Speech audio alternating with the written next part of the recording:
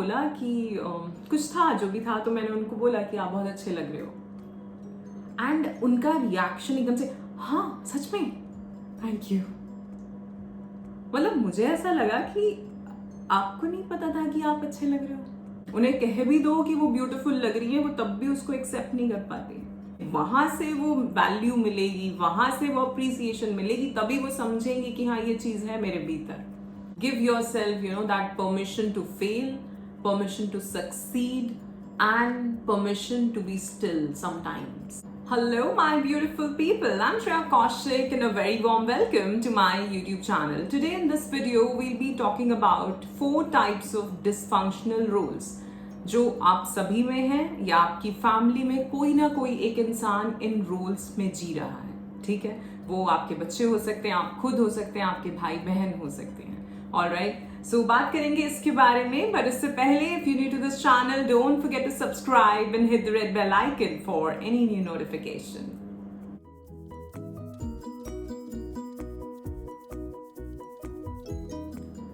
First of all, I'd like to thank you all for all the love and support that you all are showering on this channel. I am so very grateful and thankful to all of you, and my unconditional love is always and always flowing towards all of you. So thank you so much and bless you all.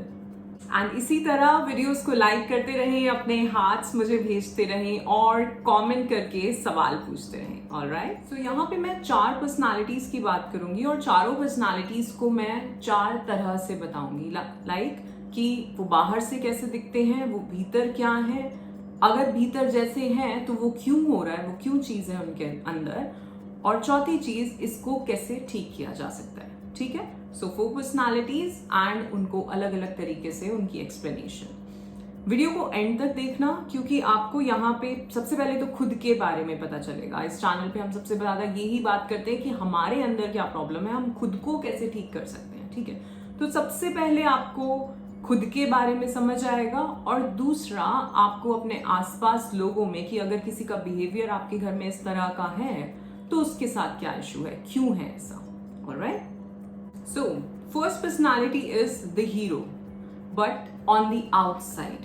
तो बाहर से तो ये बहुत hero जैसे दिखते हैं, ये एकदम परफेक्ट होते हैं, ये कभी कोई गलतियां नहीं करते, इनकी घर में बहुत तारीफ, बहुत प्रेज होता है, सब लोग इनको सपोर्ट करते हैं। ठीक है, सो ये हमेशा सही हैं, हमेशा परफेक्ट हैं और ओवर अचीवर्स हैं। पर ये इनकी बाहर की पर्सनालिटी है, भीतर से क्या है, इनसाइड क्या है, अंदर से ये कहीं ना कहीं इनके भीतर एक बहुत ज्यादा फियर होती है फेलियर की, अपनी फैमिली को लेट डाउन फील कराने की। क्योंकि ये एक हीरो पर्सनालिटी बनी हुई है तो इनसे बहुत ज्यादा एक्सपेक्टेशंस हैं। इट्स लाइक कि कोई बहुत बड़ा हीरो हो या बहुत बड़ा क्रिकेटर हो, उससे पूरे देश की एक्सपेक्टेशंस होती है कि यार यही जताएगा।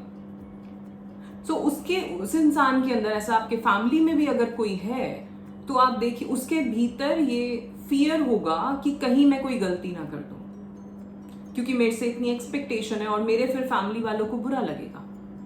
सो ये उसके भीतर चल रहा है। जो इंसान आपको अपनी फैमिली में बहुत सही, बहुत परफेक्ट, हर चीज सही से करने वाला दिख रहा है, उसके भीतर ये डर है। कभी कभार ये बहुत ज्यादा ओवर कंट्रोल्ड भी फील करते हैं फैमिली के अंदर, क्योंकि इन्हें लगता है कि ये अपने डिसीजंस नहीं ले पाते, और वो इसीलिए क्योंकि इनसे एक्सपेक्टेशंस बहुत ज्यादा है, तो इन्हें एक रास्ता सा दिखा दिया जाता है कि अच्छा ये चीज कर लो, ये चीज कर लो, तो वो उसी के पीछे भाग रहे हैं। बट हो सकता है कहीं भीतर वो कुछ और करना चाह रहे हो, कहीं और जाना चाह रहे हो, कुछ और प्लानिंग्स हो उनकी, और ये करियर में भी हो सकता है, नॉर्मल लाइफ में, पर्सनल लाइफ में भी हो सकता है। ठीक है, सो आप देखिए क्या आपके भीतर ऐसे परफेक्शन की, हमेशा ही सही होने की, हमेशा ही लोगों के एक्सपेक्टेशंस पे खरे उतरने की चाह तो नहीं है कि यार मैं गलत नहीं हो सकता। कहीं ये चीज आपके भीतर तो नहीं है, या फिर आपके घर में ऐसा कोई हो, आपके बच्चे, आपके भाई बहन, आपके हस्बैंड वाइफ। और ये जो 4 रोल्स मैं बताऊंगी, ये चारों रोल्स आपको हर फैमिली में मिलेंगे। ठीक है, अब ये जो हीरो रोल है, ये डिस्फंक्शनल रोल इसे क्यों कहते हैं? हीरो है वर्ड, लेकिन डिस्फंक्शनल रोल कह रहे हैं। क्यों कह रहे हैं? जब ये सक्सेस पे डिपेंड हो जाए कि अगर मैं सक्सेसफुल हूं तो ही मैं हीरो जैसा दिखूंगा, नहीं तो मेरी कोई पहचान ही नहीं है, नहीं तो मेरा कोई अस्तित्व ही नहीं है। और ये प्रेशर कहाँ से आ रहा है? ये प्रेशर उसकी फैमिली की तरफ से आ रहा है।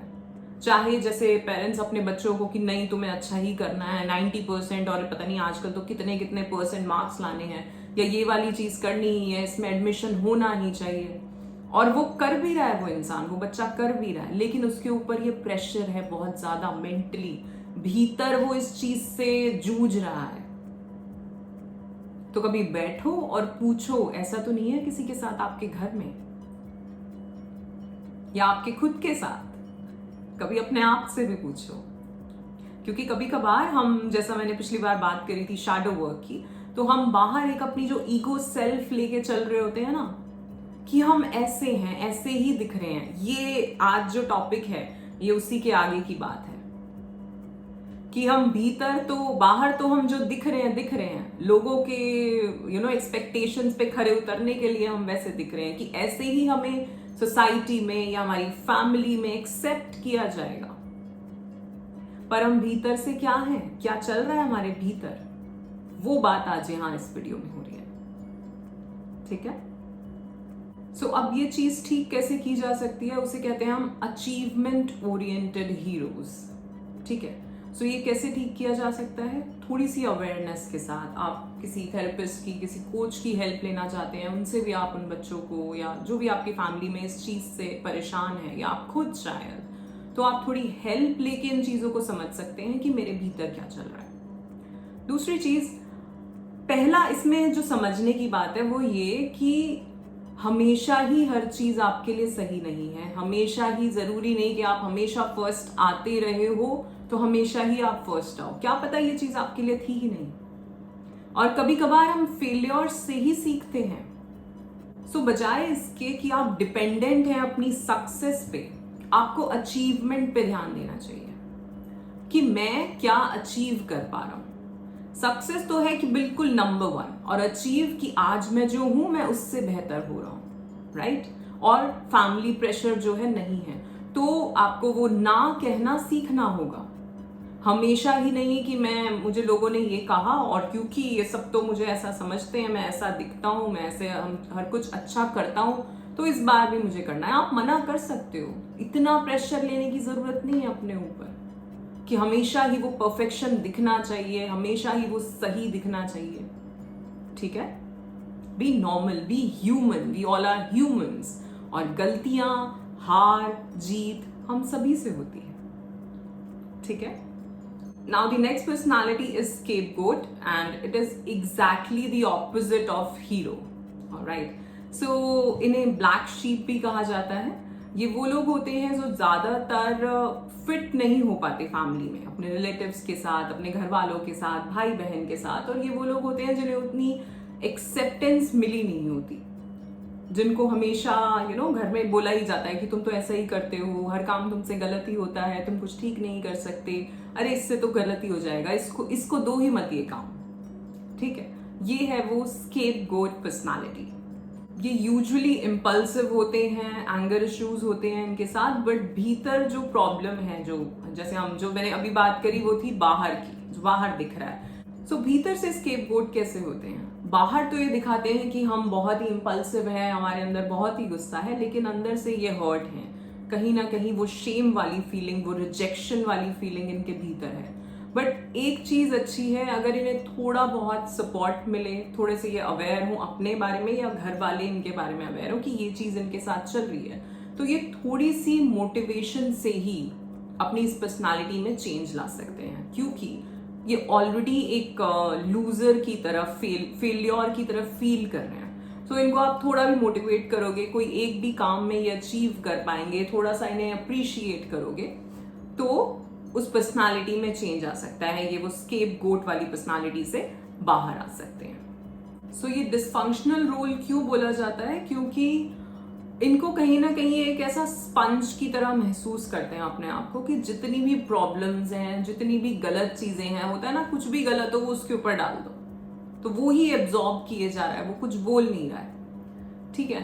एंड इसको ऐसे देखो कि ये एक तरह से अच्छा फील कब करेंगे अगर एक हीरो पर्सनालिटी की जो अपने घर में जिसको बहुत बढ़ावा मिल रहा है और एक ऐसी पर्सनालिटी जो स्केपगोट हो, अगर इन दोनों की शादी हो जाए तो जो स्केपगोट होगा वो अपने अपने बारे में कुछ बेटर फील करेगा, क्योंकि उसे लगेगा कि उसको ऐसे किसी पर्सन ने जो कि इतना परफेक्ट है, जिसको इतना प्रेज मिलता है, उसने पसंद किया है। तो उसे यहाँ पे वो एक्सेप्टेंस वाली फीलिंग लगेगी। लेकिन ये एक तरह का छलावा ही है, ये सच में नहीं है।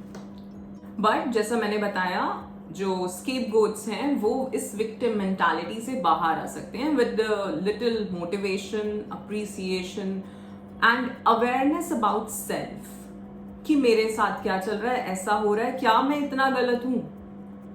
क्योंकि कभी कभार ना हम जो भी चीजें हमारे बारे में बोली जा रही होती हैं, हम उसको बिल्कुल लेने लगते हैं कि हाँ ये चीज है मेरे साथ, हाँ मैं ऐसा ही हूं शायद। और इससे क्या आता है, इससे गिल्ट आती है, इससे शेम आता है। ठीक है, तो कहीं ऐसा तो फील नहीं कर रहे हैं आप अपने बारे में, या आपके घर में ऐसा कोई है, या आप किसी और के साथ ऐसा कर रहे हैं कि आपके घर में कोई एक इंसान है जिसको तो आपने बहुत चढ़ा रखा है और एक है जिसको आप हमेशा ही गलत बताए जा रहे हैं। ठीक है, that is scapegoat personality. But वो ठीक हो सकती है with a little motivation and appreciation, little upliftment, that is only required. Now next is the lost child. अभी तक जो दो हमने बात करी वो ये थे कि एक जिसको बहुत चढ़ाया जा रहा है और दूसरा जिसको हमेशा कोसा ही जा रहा है, बुली ही करा जा रहा है।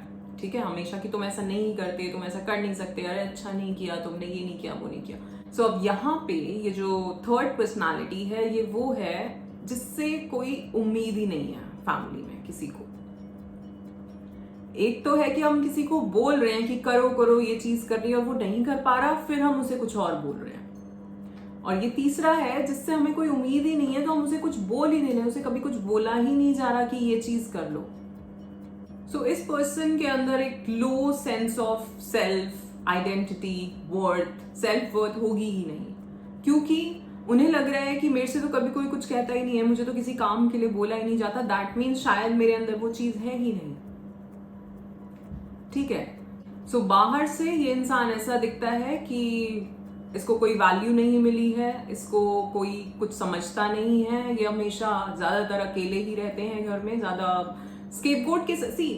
जितनी भी मैं पर्सनालिटीज आपको यहाँ 4 बता रही हूँ, इसका कुछ पार्ट, 2-3 का पार्ट हम सभी के भीतर हो सकता है, या आपकी फैमिली में किसी के भीतर हो सकता है। ऐसा नहीं कि आप पूरे ही हीरो हैं, ऐसा नहीं कि आप पूरे ही स्केपगोट हैं। हाँ, मैक्सिमम आपके अंदर एक कैरेक्टरिस्टिक्स होंगी, लेकिन कुछ कुछ कैरेक्टरिस्टिक्स आपकी दूसरे जो पर्सनालिटीज हैं वहां से भी आ सकती हैं। ठीक है, सो लॉस्ट चाइल्ड के अंदर जैसा हमने स्केपगोट में बात करी, यहाँ पे होगा कि हम मेरी वैल्यू कोई करता नहीं है, तो ये इंसान क्या करता है, ये अपनी ऐसी मटेरियलिस्टिक चीजों से जुड़ेगा, या फिर भीतर ही किसी आर्ट में, म्यूजिक में, राइटिंग में, ऐसी चीजों में जाएगा। ये क्रिएटिव होते हैं, इन पर इनकी जो लर्निंग एबिलिटीज होती है ये थोड़े से स्लो होते हैं। ठीक है, और उसका रीजन एक हो सकता है कि इन पे उतना ध्यान नहीं दिया गया जितना दूसरे पे दिया गया, क्योंकि एक बच्चा जो था वो हमें बहुत इंटेलिजेंट दिख रहा है, तो हम उसके तो पीछे पड़े हुए हैं कि तू ये कर ले, तू वो कर ले, तू तो कर ही जाएगा। हम इसको कुछ कह ही नहीं रहे, क्योंकि हमें लग रहा है कि ये कुछ नहीं कर पाएगा, पर हो सकता है कि उसकी खूबी कुछ और हो। जैसा कि हमने वो आमिर खान वाली मूवी में भी देखा था, ये एग्जैक्टली वही पर्सनालिटी है लॉस्ट चाइल्ड वाली। ठीक है, क्या मूवी थी वो, तारे ज़मीन पर। अब इसको डिसफंक्शनल रोल में क्यों लाया जाता है, क्योंकि ये वो इंसान है जो अपने आप को बिल्कुल ही फैमिली से अलग समझता है कि मेरी ओपिनियन की कभी कोई ज़रूरत नहीं है, मुझसे कभी कुछ पूछा नहीं जाता, मुझे किसी चीज़ में इन्वॉल्व नहीं किया जाता। बट वर्स्ट केस इस लूजर पर्सनालिटी में जो होता है वो होता है सुसाइडल डिप्रेशन एंड देन कुछ और वर्स्ट स्टेप्स। ठीक है, सो आपको ध्यान रखना है कि आप अपने घर में अपने बच्चों को, या शायद आपके साथ ऐसा हुआ हो, या आपके भाई बहन के साथ, किसी के भी साथ इतना रिजेक्शन ना हो रहा हो किसी का कि उन्हें वो लगे ही ना कि वो भी इसी फैमिली का पार्ट है।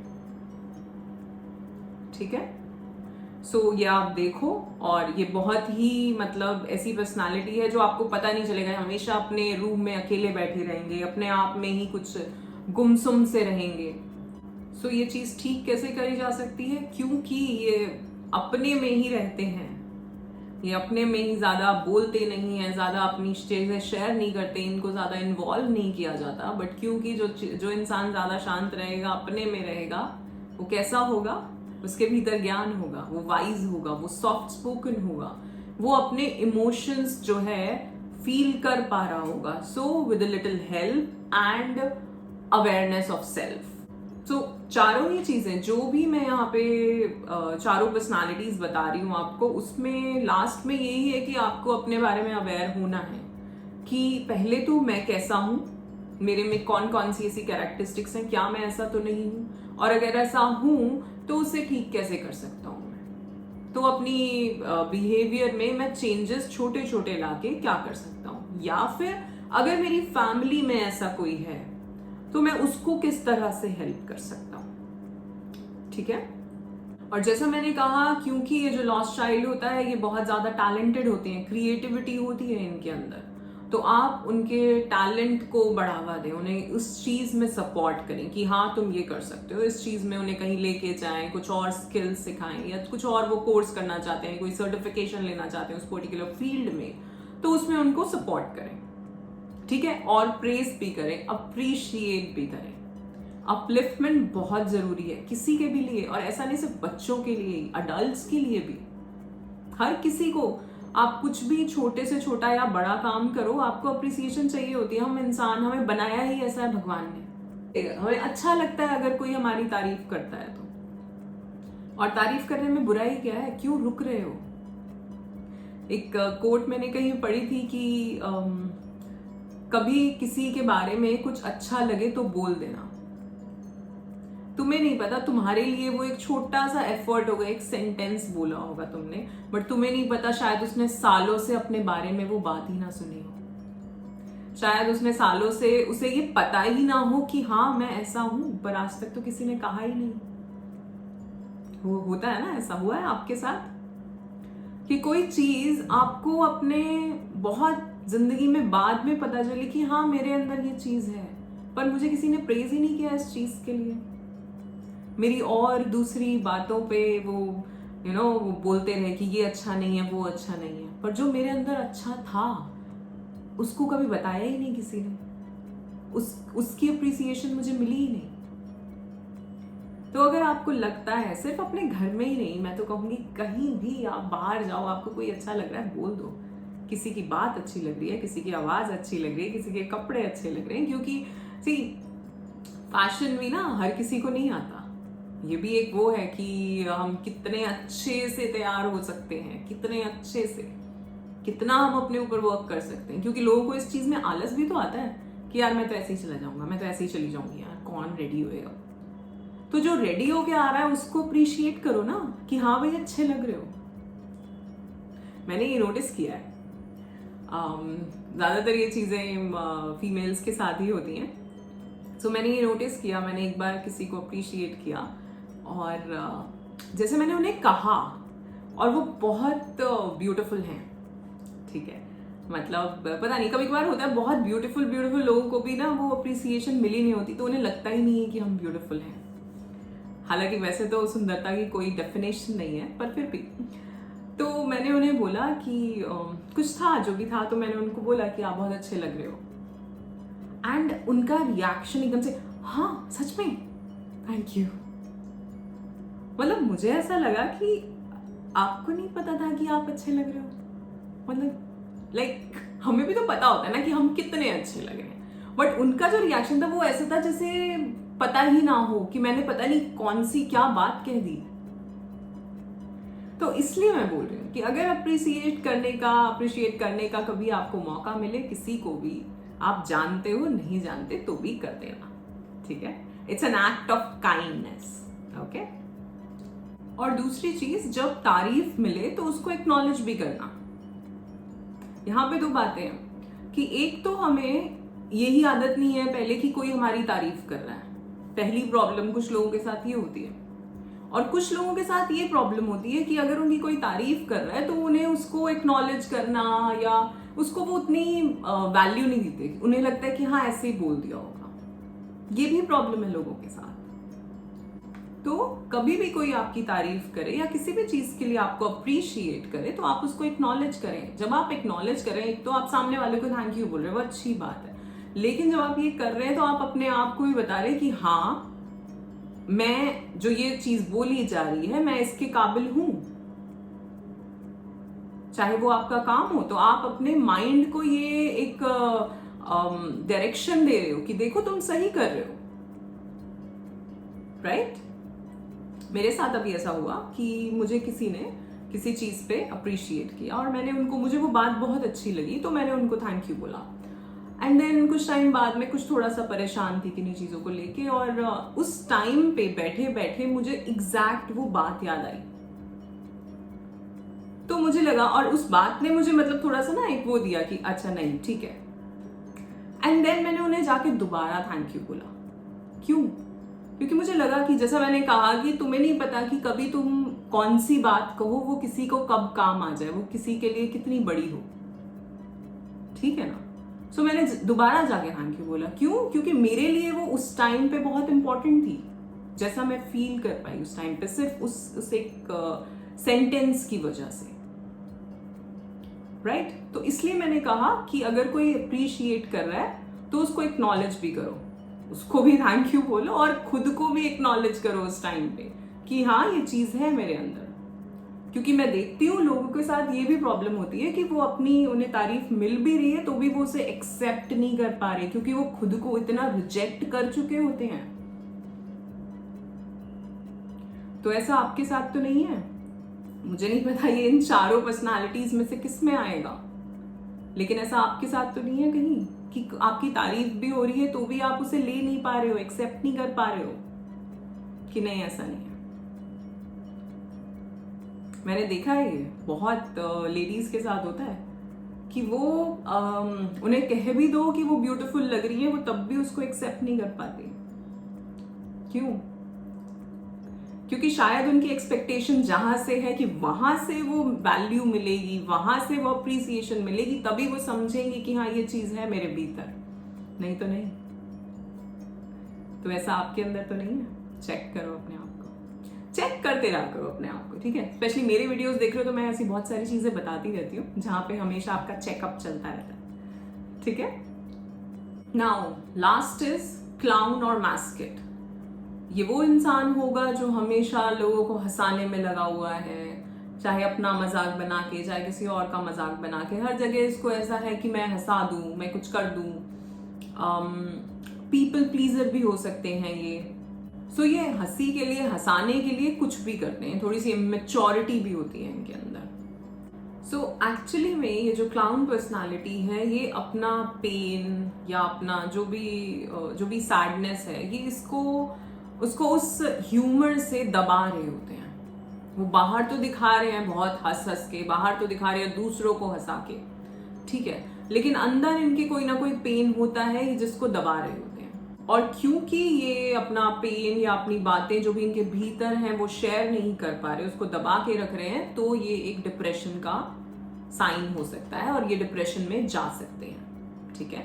ये ज्यादातर फॉलोअर्स होते हैं, ये ज्यादा अपनी बात रखते नहीं है। अगर तुमने कहा कि चलो ऐसा कर लेते हैं तो ठीक है ऐसा कर लेते हैं, अगर तुमने कहा कि ऐसा कर लेते हैं, यहाँ चल लेते हैं, तो चलो ऐसा कर लेते हैं। जैसा मैंने बोला ये थोड़े से पीपल प्लीजर भी होते हैं, ये अपना मत ज्यादा देते नहीं है।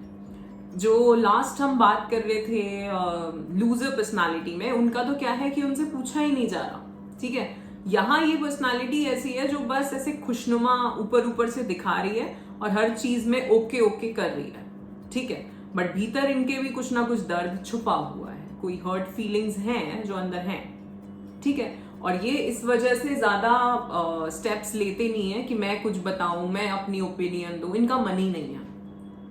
नाउ अगर ये थोड़े से अवेयर हो जाएं, क्योंकि ये भी ज्यादा अपनी बातें बता नहीं रहे हैं पर भीतर इनके बहुत इमोशंस हैं, तो ये अपने इमोशंस को समझ भी पाएंगे, समझ है इनके अंदर, तो ये अपने इमोशंस को अगर समझ पाएंगे तो ये जान पाएंगे कि कौन सी फीलिंग्स हैं मेरी जिनकी वजह से ऐसा हो रहा है। तो अगर मैं उसको रिलीज करता हूँ, थोड़ी मोटिवेशन, थोड़ा अप्रिसिएशन एंड थोड़ा बात, कम्युनिकेशन लोगों के साथ, अपने घर में, ठीक है, सिर्फ यही नहीं कि हमेशा ही हम एक जोकर की तरह बिहेव करते रहे, हमारे भीतर क्या चल रहा है, हम कभी सीरियस होके भी बैठे और हमारे भीतर जो चल रहा है हम उसको अपनी फैमिली में या अपने फ्रेंड्स से शेयर करें।